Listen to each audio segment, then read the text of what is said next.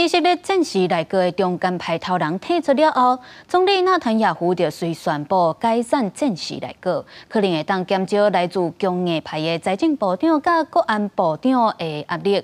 不过，说到来这战争的决策特别交予安全内阁，其中就包含这共业派的部长，恐惊是和这停火协议独派超切。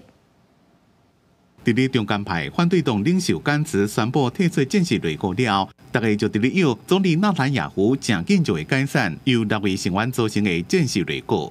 Was a prerequisite put in by member of Knesset Benny Gantz. With Mr. Gantz leaving the government, there is no longer a need for the war cabinet. 自从甘茨8天前退出战时内阁，就传讲有极右的部长想要保卫。纳坦雅胡这项决定会当帮助缓解财政部长史莫崔克加国家安全部长班吉维尔等这款共业派人士，要求改组战时内阁的政治压力。以色列国土部报道，战时内阁时期所讨论的一寡问题，将会交予14位成员组成的安全内阁。班吉维尔加史莫崔克拢伫咧内面，一寡较敏感的决策将会采用加一寡部长，包括不是战时内阁成员的国防部长格朗特、政治事务部长德穆尔等人磋商会谈。 That could complicate international efforts to broker a ceasefire between Israel and Hamas. This doesn't bring his government down, but it transfers most decision making or important decision making back to his security cabinet.